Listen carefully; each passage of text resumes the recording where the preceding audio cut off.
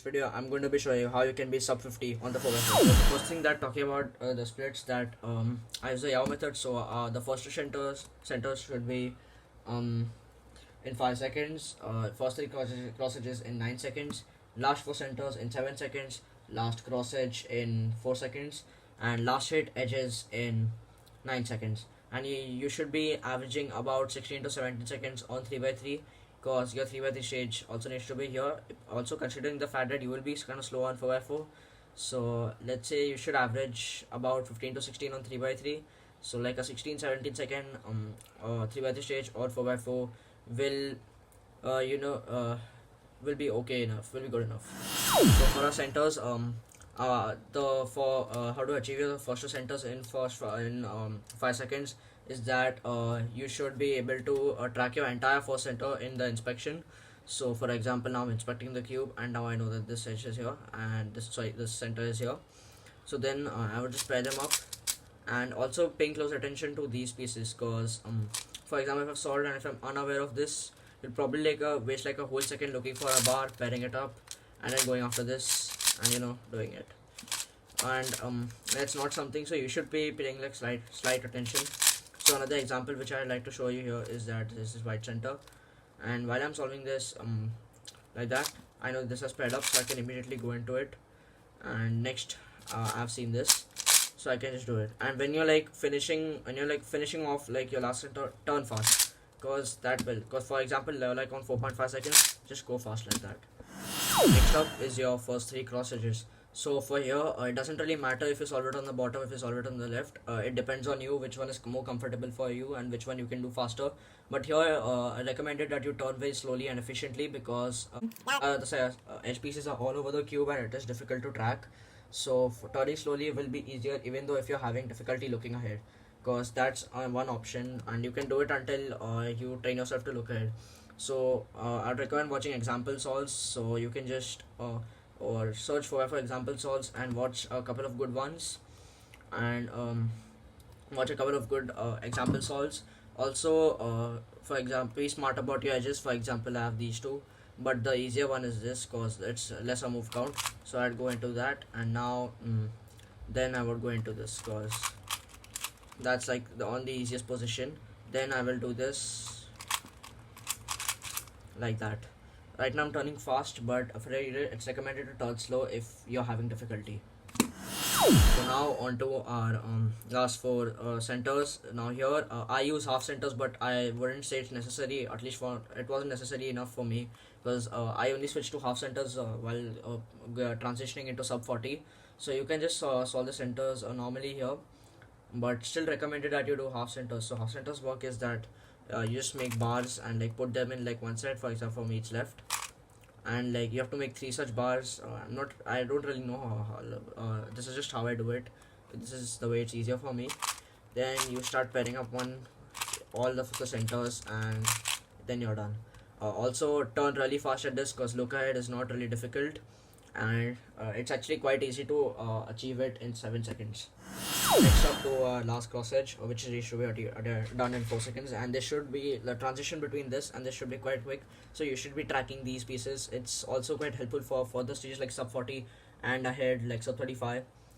I feel it's quite important, as I am on one of the higher levels, so I average 35-36 now, and it is quite important. So if you get the hang of it now, it will be very easier.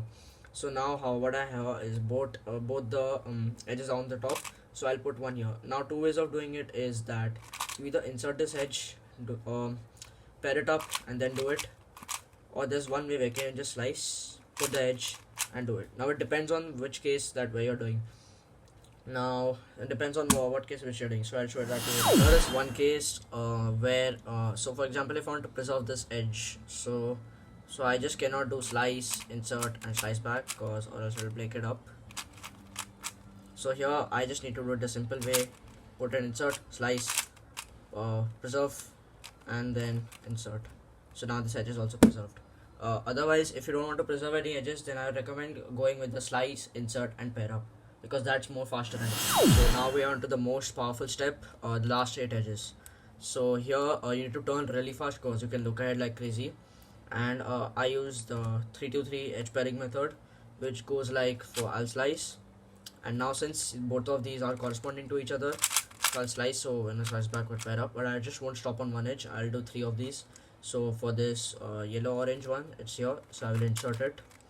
Then for this yellow and blue one, it's here, so I will insert it. And when I slice back, this one, and this one is solved. Now you could end up in some lucky cases where you will get more edges solved, but for now this is how the basic one goes. So 3 is your first 3 edges like that, then 2 is just solving 2 of the edges. So now I'll solve this blue and orange one. Then so now this green and orange and blue and orange is solved. Then 3 edges should be left, but I still have 2 because I ended up lucky while pairing up the edges. So I'll just slice, flip, and then slice back. However, you will end up with some odd cases, and I will leave a link to one video by Felix Mdex where he has explained like how you can solve these odd cases at this stage. Also, I'd like to add the point that try like tracking your next edge piece, not necessarily both the edge piece, but at least track one, because then it'll get more easier, and you will have to stress some of your you'll have to stress look ahead on the stage, not much as your cross edges, but you'll have to stress a little bit. That's what I recommend. And also turn really fast, because you don't want to waste time on the best step. So onto 3x3 stage, not really much, you just solve regularly and try solving as efficiently as you solve on your regular 3x3. And now as I said, the 3x3 stage should be about 16 to 17 seconds, or 16 to 17 seconds. Now also it will be the fact that you will run into parity, and since the cross is already solved, and since if you solve your last edges really quick, dealing with parity would be easier. So now let's say that I'm about to like finish off my last F12 pair, so that's like when I should recognize. So when I take this out, it's still I can't recognize. Yeah, I'm just assuming went to my level, I couldn't recognize it. When I did a U2 and inserting, I knew that this edge would be flipped, and this edge would come here, it will be flipped, and this edge is flipped. And if only one edge is up, that means it's parity. And without wasting any time looking, I'll straight away go into the parity. Now this is the parity alg I use, and I feel it's the best.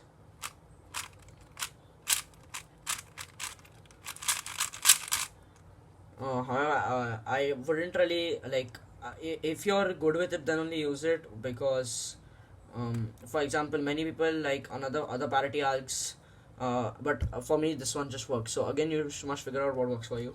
Then I will just do regular OLL, and I've run into PLL parity.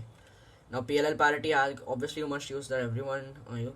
Now a really helpful tip here is that if you're having bars here, so you should hold them in the, and if 2 pieces need to be swapped, or if for example this is solved, so like 2 pieces need to be adjacently swapped, recommended you do it from this angle, because you will get like a much better PLL. So I'll do it like this. I still got a G-perm, but that's okay, don't need to really worry about it at this stage. Even I'm not really good at it, so okay, mess up. Yeah, that's fixed. So that's all I would say for 3x3 stage. So for parity, don't let parity stop you or slow you down. Go immediately into it, go really fast. Go as fast as you can, like as soon as it comes, you have to do it fast enough so it gets out of your way, and then you are just free to solve properly. Okay guys, so first thing I want to make clear is that I apologize for that I've stuttered a lot in this video. I had to rush this video a lot because I had many scheduled uploads, so please cut me some slack for that. Also, this is like one of my first tip videos, so I wasn't really that perfect. I will be making more advanced tip videos in the future, so stay tuned for that. And I hope you guys learned something from this vid.